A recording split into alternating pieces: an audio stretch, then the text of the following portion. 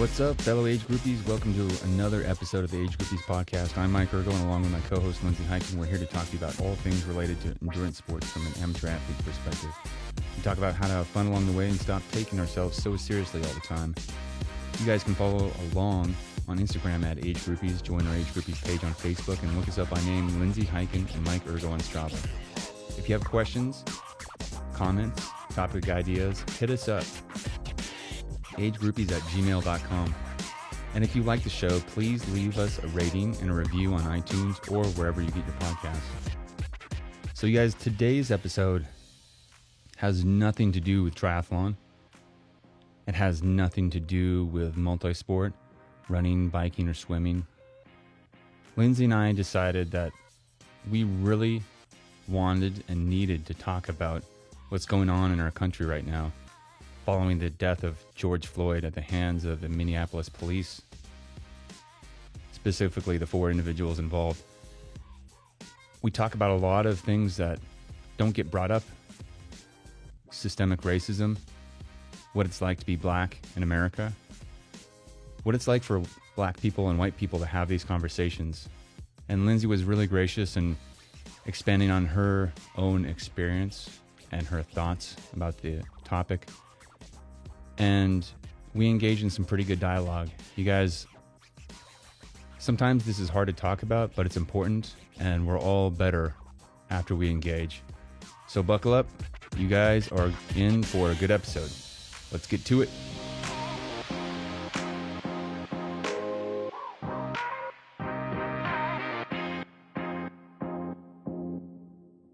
All right, welcome to the Age Groupies podcast. It's just me and Mike. Hi, Mike. Hey, how are you? Good. So, listeners, today we're going to do something not related at all to endurance sports, triathlon, any of that stuff. We're going to talk a little bit about what's been going on in our country in terms of the protests and racism, and kind of just check in with each other on what we feel about that and our experiences, because as you know, we are a biracial podcast. Yep. Mike literally could not be any whiter. Yeah, it'd be hard. You'd be hard pressed to find someone whiter than me. Just joking. And I'm personally mixed race as well, but I definitely qualify as black. That's how I identify. That's how everyone identifies me. That's how racists identify me. So they don't go, "Oh, your mom must be white." They just go, "You're an N-word," or whatever. So I consider myself black. It's been pretty heavy, huh? Oh my God, it has been a heavy week. Yes. I don't know what it's been like for you, but I know it's been, wow, just sickening for me to watch what's going on. I think, what's been most upsetting for me is twofold. Just reflecting back over my life, when I was in college, the whole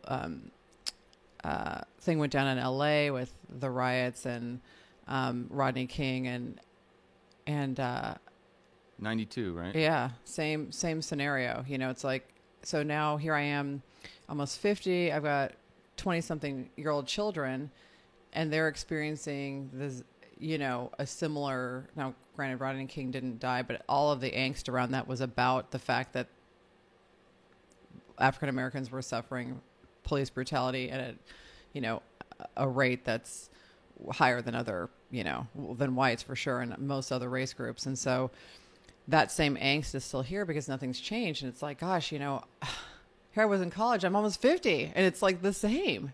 Like, are we going to learn is anything going to happen? So that's one of the issues that has been bothering me. But the other the thing is that my kids are so upset. They're in their 20s now, and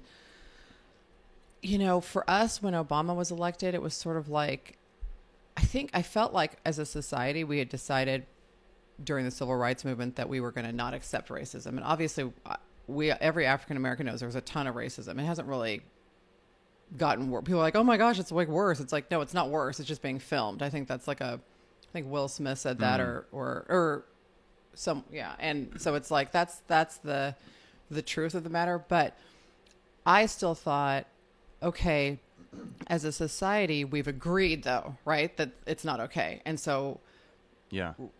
people who are racist kind of knew that they shouldn't just say stuff out loud. They can't really discriminate. I think they knew that it was generally not accepted. And when Obama was elected, I thought, oh my gosh, I can't believe it. My kids get to see an African American in the White House. And like, this is a huge moment for us parents to have our kids see someone that looks like them in such an elevated position, and sort of like this idea of you could do anything. The American dream is not only for whites, it's also for African Americans. And right. And I also kind of thought, wow, these white people really mean this. Like, they voted in this black guy. Like, they mean that we're going in the right direction. That was kind of how I felt. And it was great. And now what I realize is that, yeah, of course there are white people who mean it, but we really haven't decided as a society, because as soon as we had a leader that just was like, I'm okay with you being racist. I'm racist. I'm okay with you being racist. It's like they all just came out of the woodwork. And right. the deal was, they were like, now we can finally say it. Yeah, exactly. Now we can finally say it. Not, oh, we've learned, there's nothing. They haven't learned anything, and the fact that we had Obama in office and that he was such an intelligent, thoughtful, not terrorist, not gangbanger, not rapist, murderer, not drug using, crack smoking, N-word. He wasn't any of those things. It's like, I thought that might have an impression on some people, like, oh, look, this is just a dude with a family and he's got a dog, and you know what I mean? And it's disappointing to see that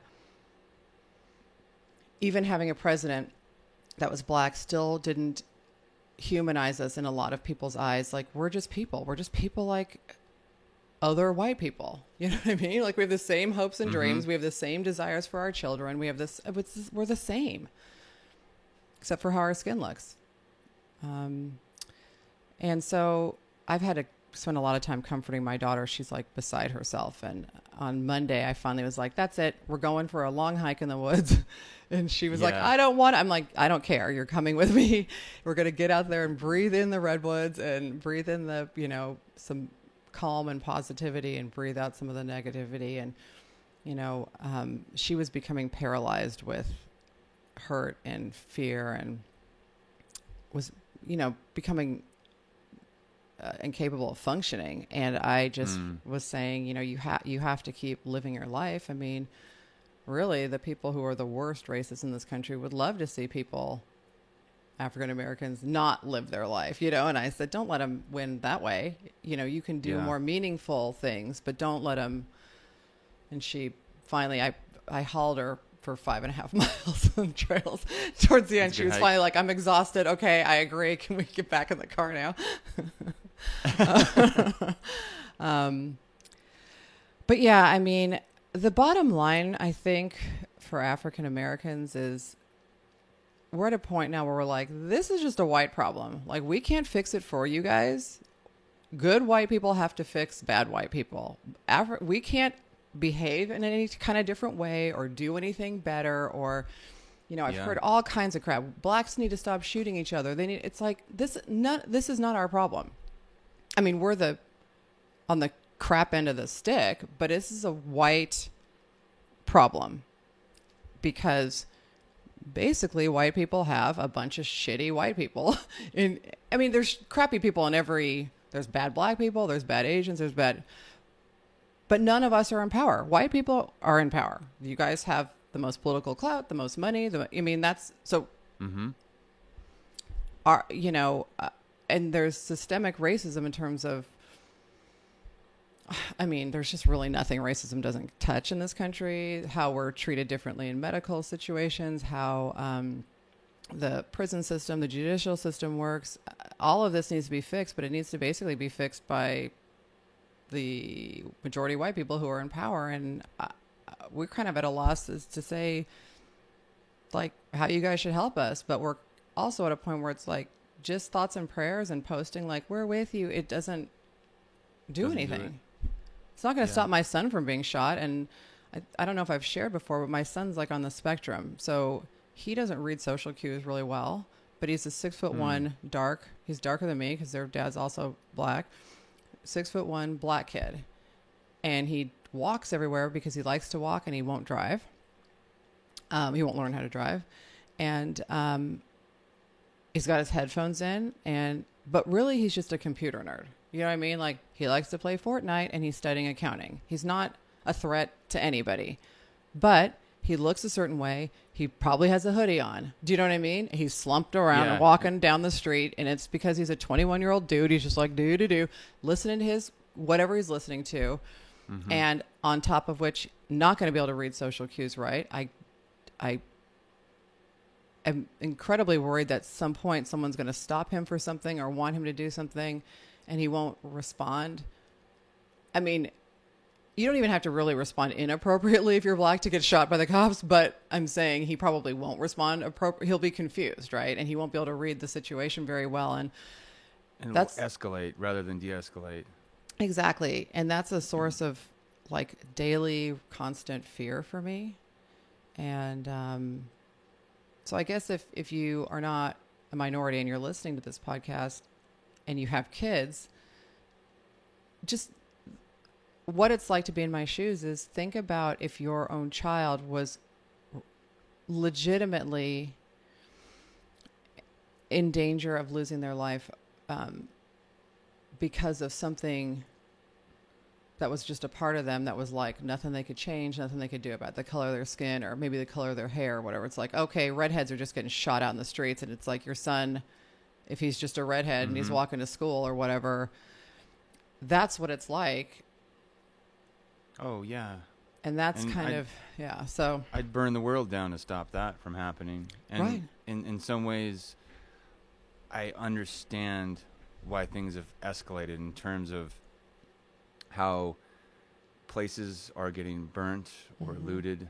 I don't like it, but I understand because I understand that like you said, the past rallies and the past marches and everything else haven't made those changes.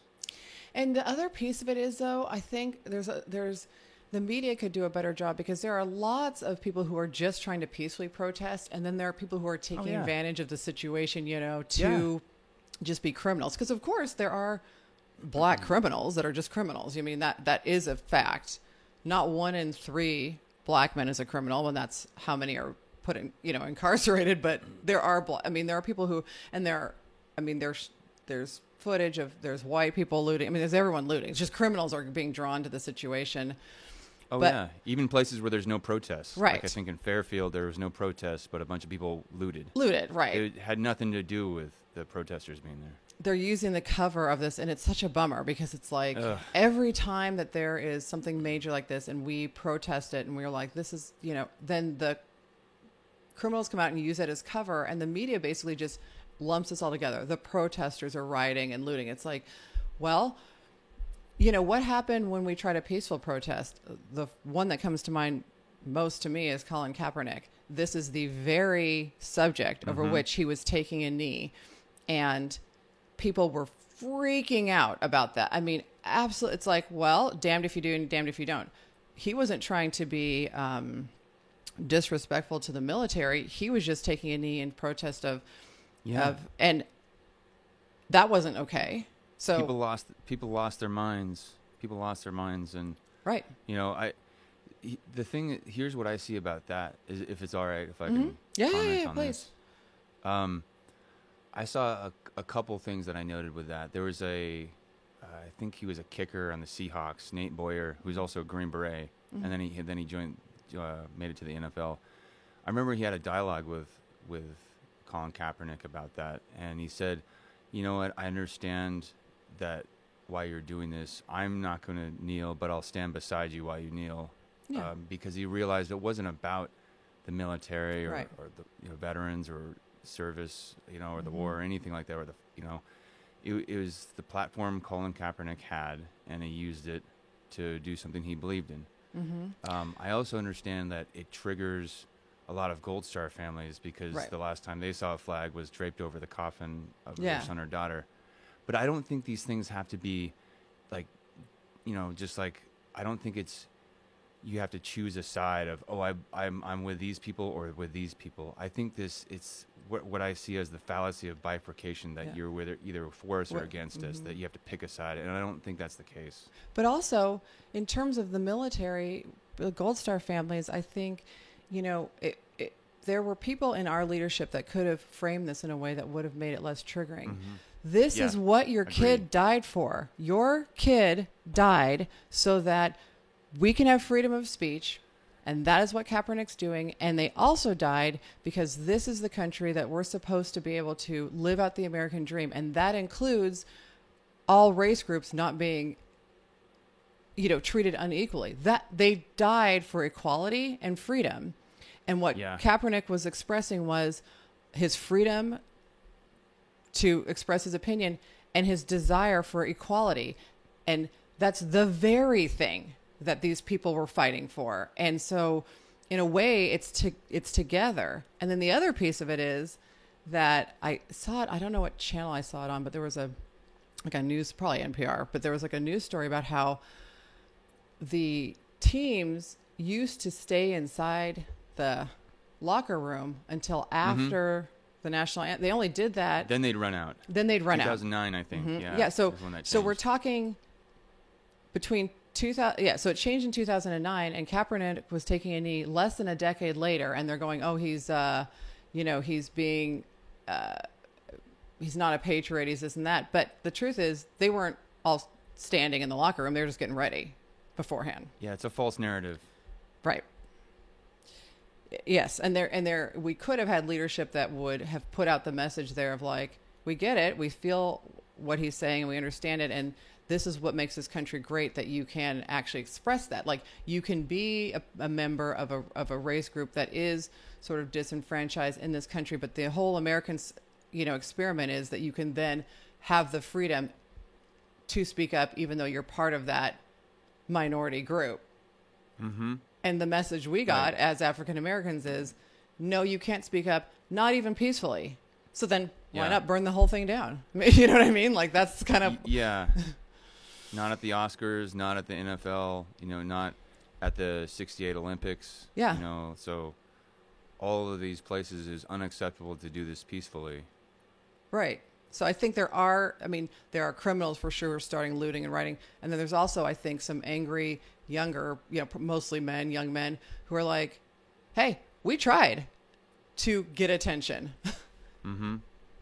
But we're the ones out here getting killed. So F it, we're going to, blow it up. And I don't really personally agree with that method, but I understand the angst from which they're coming. Yes. Yeah, exactly. And in the same way, I can understand it, when, let's say, my wife yells at my kids, or I yell at my kids because they won't stop, right? And nothing's working. It's like, I don't agree with it, what I'm doing, or with that, but I understand it. It happens, right? It happens. Yeah. Mm-hmm. So I think that's a key point, at least for me, was to understand. You don't necessarily have to agree, but you can understand. Mm-hmm. Right.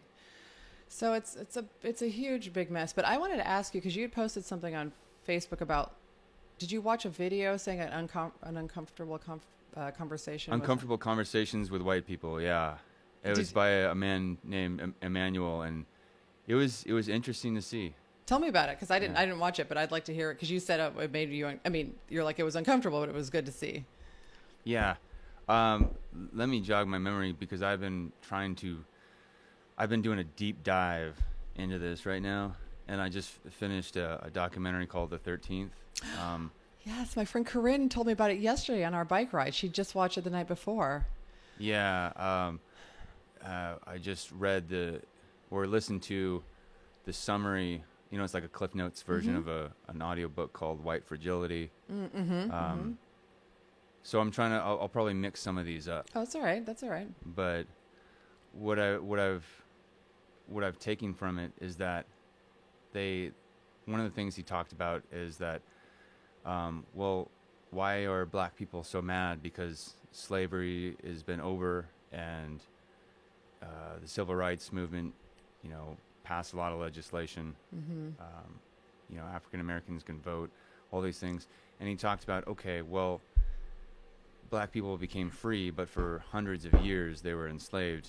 And so it's like having a race, but understanding white privilege is like having a race start where the white person gets to start on time, and in 200 meters, then the black person gets to start. Yeah, they're finally free to start, but they're way behind. And so things like affirmative action or programs to help communities of color were designed to try to alleviate that. And so I was like, okay, I'd never seen it from that point. You know, I'd never seen it from that point of view. Or he brought about why. He's basically bringing up questions that he gets from white people, and one was, well, how come black people can use the N-word, but white people can't? Right. You know, and I've had that one. Like, yeah, his answer for that, he's like, I don't personally like the word, but for years it was used as something to dehumanize and show people that they were, you know, in their place and less than human. And finally, black people decided that they wanted to take it back and use it as in some cases, a term of endearment, is what he said. Yeah. And he said, yeah. And so he said, this is something that has been used in that way. And it's not, but when black people hear white people saying it, it brings back just that very dehumanizing picture of it, of how it was used originally in that original context. So there's a couple of things like I think I had inklings about, but I hadn't had that. I mean, it's questions I haven't like sat down and asked anybody about or really like followed the thought experiment all the way through. So I was scared to watch it because I was like, it's going to be uncomfortable. Yeah. But it's like this discomfort and avoidance is what keeps us going. So I was like, just look at it. Just watch it.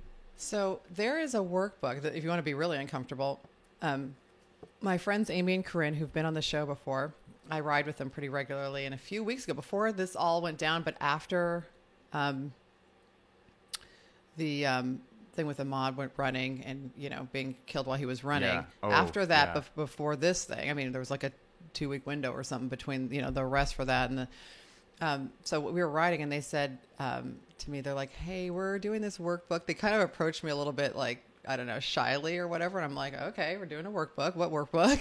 And it's by a woman named Layla, Layla, I think, Saad. And she goes by Layla F. Saad on Instagram. She's a great Instagram follow. We can put her stuff in the link in the show notes. But she did this, 100-day Instagram experiment a while back where she was putting kind of those questions out, to get people to think about white privilege, because there are so many white people who benefit from the system, are not racist. I mean, they don't, my girlfriends aren't racist, but at the same time, they benefit from the systemic racism that's prevalent in this country, and they don't even really realize it, right? And so right. She kind of puts out a bunch of questions. Anyway, it ended up turning into a workbook, and now it's in the top 10 sellers on Amazon, and it's called Me and White Supremacy. It's got a very ballsy name. Yeah, really. But it's a workbook, and it basically works people through, I mean, not overt racism, because everyone knows you drop an N-bomb on a black person, you're being a racist if you're not, it's not socially black. Unacceptable now. Yeah. But it's more of like showing your description of the white person starting 200 meters ahead of the black person, but we're in the same race, quote unquote. It's more of the it's working you through all of the ways that is true for every single white person in the country, every single one. Right. And, yeah. So they were telling me they had started doing this workbook, and she had like a workshop they did, and they were saying how uncomfortable it is. But they said at the same time, they kind of they like it, but it's like, it never occurred to them, these different things, and how, as friends of mine, for example, we might be quote unquote equals, but I've had to go over like hurdle after hurdle after hurdle to get to the same exact place that they just are. And there's a feeling of like, oh, you know, I did this on their part, you know, I'm here. And it's like, wow, but she's here too. And I didn't even know, you know what I mean? This amount of stuff that she had to go through to get here. So, it's good. And they said in the comments, you know, that this Layla woman is very straightforward and they like it, but, cause they said there's just like things like white women are saying like, oh, I totally get it because I'm a woman. And she's like, nope.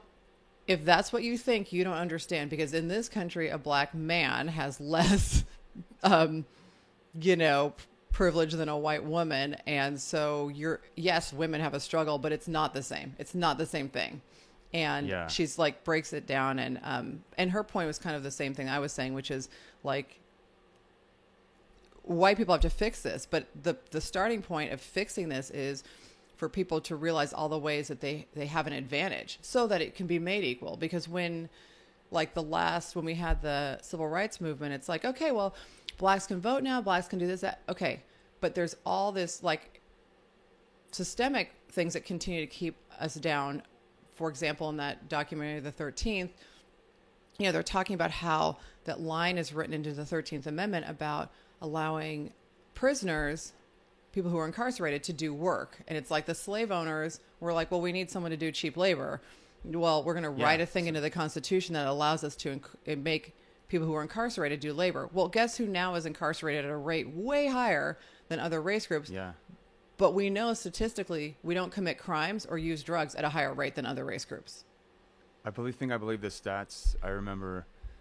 So African American men make up 6% of the population. US population, but they're 40% of the prison population. So, I mean, highly disproportionate.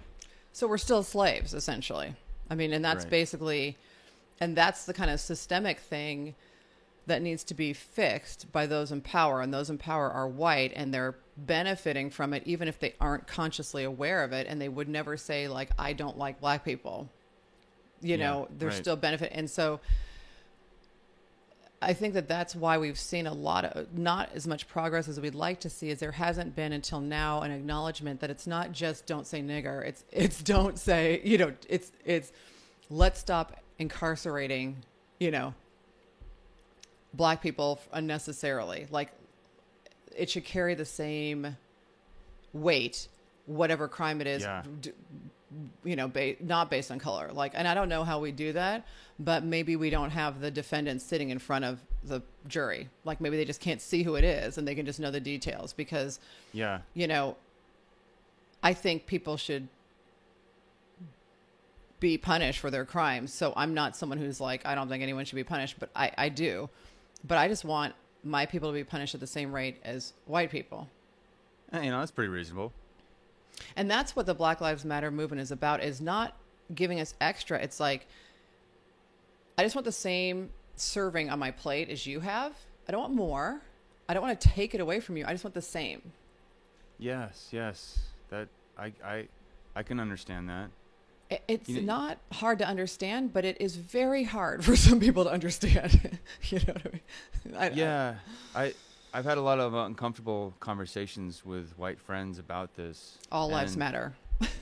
All lives matter, right? Or blue lives matter. And it becomes this fallacy of bifurcation. It's like, well, if you think black lives matter, then you must not think the other lives matter. It's like, no, that's not true.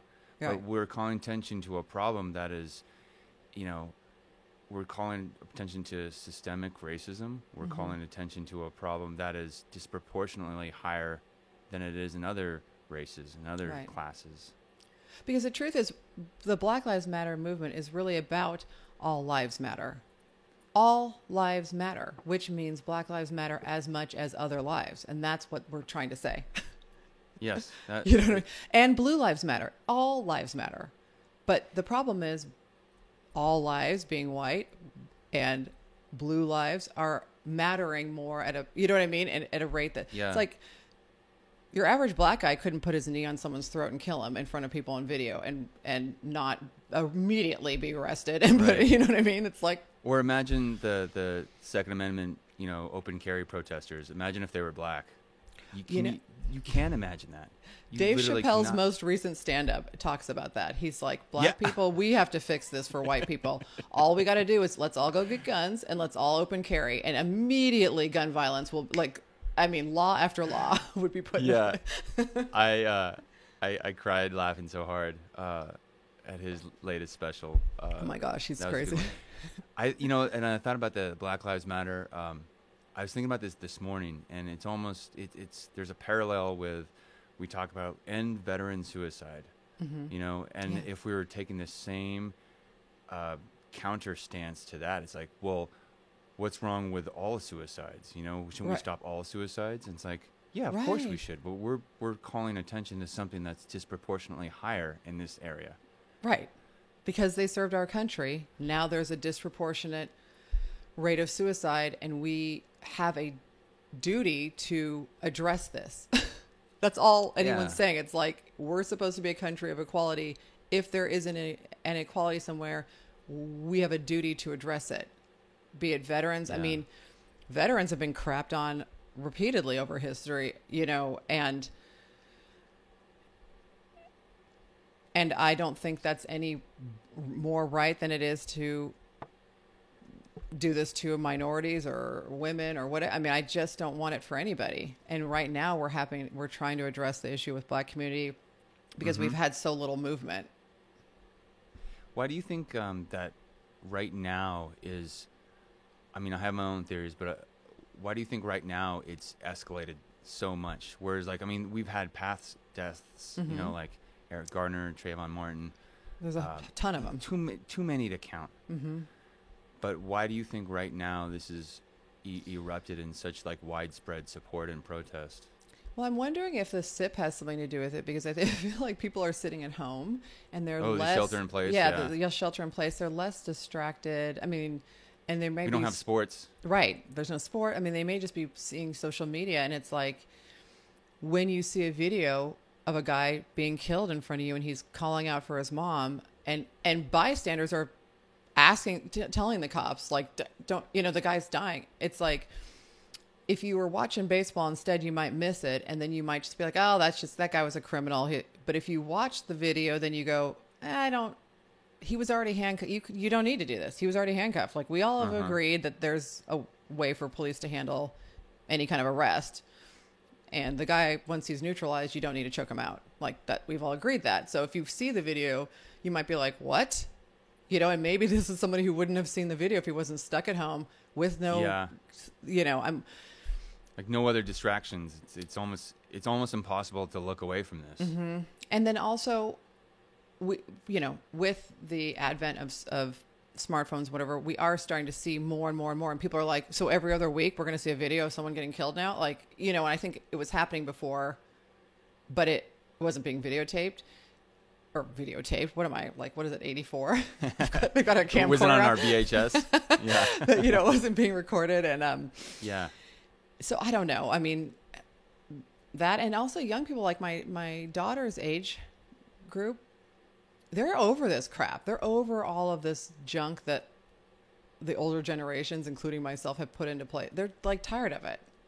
Yeah. They're tired of the LGBTQ community being crapped on, different race groups. They're just tired of it. They're like, no, we're not. That's not who we are. And we're getting old enough to now make a stink about it. Yes. Yeah, I think you're right there. That's what are your seems theories? Well, I think it's because a couple things. The shelter in place, people, I think we're that much closer to a boiling point with all the anxiety, not having steady income for a lot of people. Yeah. And being stuck at home with a shelter in place and the fear of, am I going to get coronavirus and die? Right. So there's that. And then there's also, like you were saying, there's not a lot of distractions. There's no sports. There's no, what we'd be doing right now, NBA playoffs, baseball, all kinds of things. Out there training for triathlon and not looking at social media because I'm on a long ride and or whatever it is. Exactly. Vacations, graduations, Yeah. All of these things have been halted. Weddings, funerals, even unless you're like within the 10 immediate people of this, so, so it's like there's there used to be a plethora of distractions. Now there's not. So now people have to see, and people have that much less patience. I mean, I think those two things alone, and there could be other, factors like, sure. I mean, we haven't even got into the conversation of the growing inequality between middle and lower income people, so that's a trend that's been going on for a while. Oh my gosh. Saw, like the Occupy movement and everything else. But, yeah. So all these things play into it. But the biggest thing, I think you're right, shelter in place and no distractions. I was just thinking, I was like, we'll have to do the whole, the growing gap between the haves and have-nots on another episode. And then I was like, wait, actually, we're not a political episode. We're an episode about triathlon. So maybe economics with age groupies. Oh my gosh. Oh gosh. Yeah. I mean, I really appreciate, I will say this, I appreciate you being willing to have this conversation with me, and all of the white people in my world have shared so much support, and me and my daughter and my, my son, and the willingness to really take a look at, their behavior, or else just, what could actually be done to make a change, a real and lasting change. And I'm very grateful for that, because like I said at the top of the show, I think this is a white problem that needs to be solved by white people, and the white people who are going to solve it are people like you, who are going to take the time to learn about what it is that's the root like how can we really change this. It's going to be, that change is going to come from within the white community, and it's going to be good people who can, educate others and show through their own behavior and help change laws and stuff like that. And so, I know for me, I've got a lot of people in my world who are willing to do that, and I'm very, very grateful. And I count myself lucky to have, all of you guys in my life, because it makes it so that I don't have to live in fear of quote unquote white people. I know there are people in African American community who live in predominantly, Black areas, and they're like just kind of afraid in general. There's just this generalized fear of like, oh, is this white person going to do something to me? And I don't have to live like that, and my kids don't have to live like that, because we've got the good in our lives, and so so that's a lucky thing. And plus, which, if you're Black and you do triathlon, you basically just know a lot of white people. Let's be real. You're pretty much a unicorn. Literally, whenever we see each other in the course, it's like, oh shit, we're out here with these white people doing white shit. It's amazing. Yeah. The only time I've had that experience, I've had it twice. Once was seeing another white person in China. When I was out there. But the time it struck me most profoundly, I was at Oakland Coliseum, and it was for Mexico versus Paraguay. Oh. And it was pretty much like 99.1% Latino. Yeah. And I walked by and saw one other white guy, and we did that thing. We're like, hey! So it's kind of fun. I mean, it's fun. And I will say this, like, and actually, that comedian Wanda Sykes, I don't know if you know she is, but she's so fun. I mean, if you guys want to laugh, look at her special on Netflix, her most recent one. It's hilarious. And she's lesbian, and her wife is not only white, but she's like French, from France, right? And younger than her, and gorgeous and whatever. And so she's talking about how she's like, white people, and so then they have 2 kids, but they're from the wife, right? So she's like, everyone in my house is white, right? And except for me. And she's talking about how, like, she's learned a lot from white people. Like, white people know how to play, and that's kind of where the triathlon thing comes in. It's like, within white culture, like, white people have a lot of hobbies, right? It's like golf and tennis and a triathlon. African American culture, it's not as much like that, because there's a lot of poverty, and we got to work extra jobs, and there's a lot of, it's just not, and Wanda Sykes talks about this. She's like, Black people, it's like, we don't play. It's like, don't play with me. Are you playing with me? You know, that kind of thing. Like, Yeah. And, you know, we kind of goof around, but it's not like that just like free, I'm a 50-year-old person, I'm acting like a child in a swimming pool. Yeah. And I've learned that from the white people in my life. And I love that. And that's something that I'm really trying to like show my kids. It's like, life doesn't always have to be super serious. It's good for your soul to like play a little bit. And that's for me, you know, that's triathlon. And when I'm out there, I'm like, look at all these white people playing. And then there's me and one other black person. And we're like, we get it. We understand. Right. I think I want to offer a little bit of advice to my fellow white people. But I'd like to also hear what you think about this too. One is, I'd say go out and learn about things, even if they're uncomfortable. Watch documentaries like The 13th, read books like White Fragility, The New Jim Crow. Look at these things and just read it. You don't have to decide you're going to agree or disagree with it. The other thing is, don't get too excited about yourself doing these things and look for high fives from all your black friends.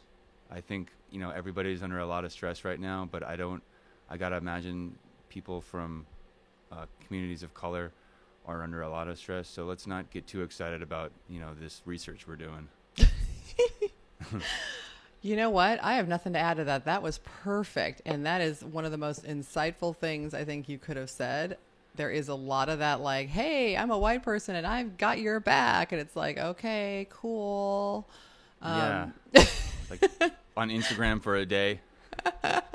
Right. Like, hey, look, I put a black screen on Instagram. I'm the shit. And it's like, all right, thank you. I can wash my hands of all the rest. And continue to benefit from the system. So, but I agree. I mean, doing the research and not making up your mind, but just being open-minded to it. And then, I mean, that was so well said. We should end on that. Sounds good. Thanks, Lindsay, Mike. I'm so glad to have this podcast with you. Now more than ever, and it's just really fun. So thank you. Thank you. I feel the same way. I mean, look, we can get along just fine. Yes. There's a lot of similarities. You know, there's differences and there's similarities, and it's been a pleasure to work with you, and I, you know, happy to continue doing it. And next week we'll get back to some sports related talk. I'm exactly. Sure. Next week we can get back to ant dongles and everything else. Which I ordered, and then the sun came out, and I've never been on my trainer again. So there. I like it. All right. Well, we'll talk to you next week, age groupies. See you guys. Alrighty. That concludes today's episode of the Age Groupies podcast with me, Lindsay Hyken, and my co-host, Mike Ergo. We really hope you enjoyed it. You can follow the show on Instagram at Age Groupies, join our Age Groupies page on Facebook, and look us up by name, Lindsay Hyken and Mike Ergo on Strava. If you have questions, comments, or topic ideas, feel free to email us at agegroupies@gmail.com. If you enjoy the show, please leave a rating and review on iTunes or wherever you get your podcast, as this really helps us get more exposure while we try to grow this little venture. And of course, if you have friends you think might like the show, please be sure to share it with them. But for now, thanks for listening, and we will talk to you next week.